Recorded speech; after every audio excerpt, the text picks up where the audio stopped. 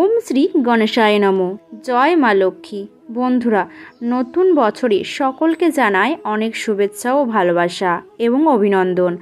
আজ থেকে শুরু 1432 বঙ্গাব্দ। বন্ধুরা, এই নতুন বছরের বৈশাখ মাসে যদি এই সংকেতগুলির মধ্যে কোনো একটি সংকেত আপনি যদি পান, তাহলে এই বিষয়টি নিশ্চিতভাবেই বলা যায় ভগবানের কৃপায় আপনার ভালো সময় আসতে চলেছে। বন্ধুরা, আমাদের সনাতন ধর্মে সময়কে খুবই শক্তিশালী বলে গণ্য করা হয়। সময়ের চাকায় মানুষকে খুশি, দুঃখ, কষ্ট, লাভ, লোকসান এবং জন্ম মৃত্যুর সঙ্গে পরিচয় করায়। তাই নতুন বছরের বৈশাখ মাসে আপনারা যদি এই 10টি সংকেত পেয়ে থাকেন, তাহলে আপনারা খুবই ভাগ্যবান হতে চলেছেন। তো নমস্কার বন্ধুরা, রাখি অফিসিয়াল চ্যানেলে আপনাদের সকলকে জানাই অনেক স্বাগত। আশা করি ঈশ্বরের কৃপায় আপনার সকলেই ভালো আছেন এবং সুস্থ আছেন। বন্ধুরা, সবার প্রথমে যে সংকেতটির কথা বলবো তা হলো, বাড়িতে যদি অধিক মাত্রায় কালো পিঁপড়ের আগমন ঘটে, তাহলে বুঝবেন আপনাদের জীবনে পরিবর্তন হতে চলেছে। এটা আপনাদের জীবনের অত্যন্ত শুভ সময় বলে মনে করা হয়। কালো পিঁপড়ের আগমন বাড়িতে মা লক্ষ্মীর আগমনকে চিহ্নিত করে। তাই যদি বাড়িতে সারিবদ্ধভাবে কালো পিঁপড়ের আগমনকে দেখতে পান, তাহলে অবশ্যই আটার সাথে চিনি মিশিয়ে তাদেরকে খেতে দিন। দ্বিতীয় যে সংকেতটির কথা বলবো তা হলো বন্ধুরা, যদি পূজার সময় আপনার চোখ দিয়ে জল আসে অথবা আপনার শরীরে একটা কম্পন অনুভব করেন, তাহলেও এই বিষয়টি ভগবানের সংকেত হিসাবে গণ্য করা হয়। তৃতীয়ত বন্ধুরা, বাড়িতে যদি টিকটিকির আগমন হয়ে থাকে এবং একই সঙ্গে হঠাৎ করে যদি একই জায়গায় 3টি টিকটিকি দেখতে পান, তাহলে বুঝবেন আপনাদের জীবনে শুভ সংকেত আসতে চলেছে। এটি আপনার বাড়িতে মা লক্ষ্মী আসার সংকেত হিসাবে গণ্য করা হয়। এমনটা বিশ্বাস করা হয়, এই সময় সামান্য আতপ চাল টিকটিকির ওপরে যদি ছড়িয়ে দিতে পারেন এবং সেই সময় নিজের মনের প্রার্থনা আপনারা ইষ্টদেবের উদ্দেশ্যে করতে পারেন, তাহলে সেই প্রার্থনা দ্রুত পূরণ হয়। চতুর্থ সংকেতটি হলো, ব্রহ্ম মুহূর্তে আপনার যদি ঘুম ভেঙে যায়। আপনাদের যদি ব্রহ্ম মুহূর্তে ঘুম ভেঙে যায়, তাহলে বুঝবেন এটি আপনাদের জীবনে একটি শুভ সংকেত।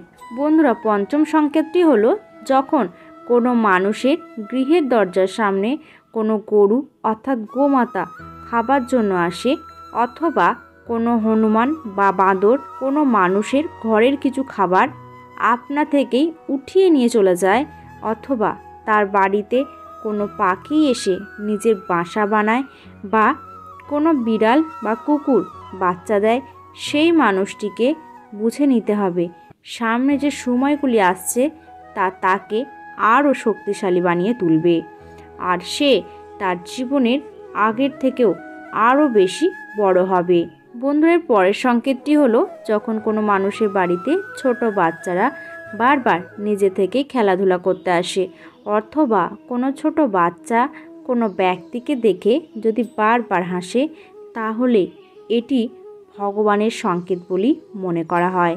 কেননা ভগবান শ্রীকৃষ্ণ ছোট বাচ্চাদের মধ্যেই থাকেন। ষষ্ঠ যে সংকেতটি তা হলো, যখন কোনো মানুষ পূজার থালা নিয়ে ভগবানের পূজা করতে থাকেন, তখন পূজার সময় তার হঠাৎ অনুভূতি হতে থাকে যে ভগবান হয়তো তার দিকে তাকিয়ে রয়েছেন এবং তার দিকে তাকিয়ে হাসছেন, অথবা কিছুদিন বাদে যদি তার গৃহে অতিথির আগমন ঘটে, সেই ব্যক্তির বুঝে নেওয়া উচিত তার শুভ সময় শুরু হতে চলেছে।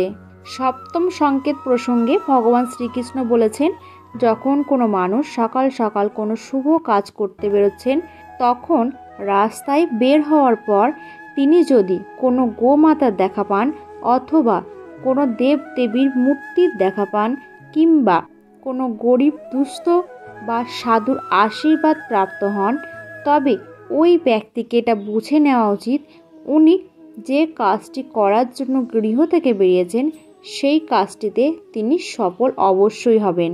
অষ্টম সংকেত প্রসঙ্গে ভগবান বললেন, হে মুনিবর নারদ, যখন কোনো মানুষ মন থেকে খুশি থাকে এবং তার মুখে সর্বদা একটা হাসির ঝলক থাকে, এবং এমন মানুষ যে তার রাগ বা ক্রোধের উপর নিয়ন্ত্রণ রাখতে সক্ষম, সেই ধরনের মানুষদের তাদের জীবনে খুব শীঘ্রই ভালো সময় আসতে চলেছে। এই ধরনের মানুষেরা যখন কোনো জিনিস সম্পর্কে ভাবেন তখন তার ভাবনা থেকেও বেশি পরিমাণে সেই জিনিসটি সে পেয়ে থাকে। নবম সংকেত হিসেবে ভগবান শ্রীকৃষ্ণ বলেছেন, যখন কোনো ব্যক্তি নিজের খরচাকে নিয়ন্ত্রণ করতে পারবেন তখন তাকে আমি ধনপ্রাপ্তির নতুন নতুন রাস্তার সন্ধান দিয়ে থাকি এবং সেই ব্যক্তির এই সময় বুঝে নেওয়া উচিত তার খারাপ সময় খুব শীঘ্রই কাটতে চলেছে।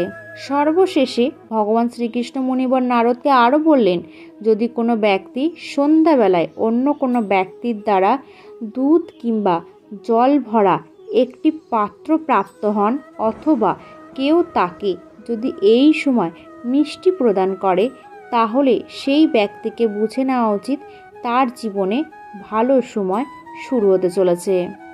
তো বন্ধুরা, আপনারা যদি এরকম কোনো শুভ সংকেত যদি পেয়ে থাকেন তাহলে অবশ্যই বুঝে নেবেন আপনাদের জীবনে পরিবর্তন হতে চলেছে, আপনাদের বাড়িতে লক্ষ্মী দেবী বিরাজমান থাকবে। তো বন্ধুরা, ভিডিওটি আজকে এই পর্যন্তই। যদি ভালো লাগে তাহলে অবশ্যই একটি লাইক করবেন এবং চ্যানেলটিকে সাবস্ক্রাইব করে নোটিফিকেশন বেল আইকনটি অন করে রাখবেন এরকম আরও নতুন নতুন ভিডিও দেখার জন্য।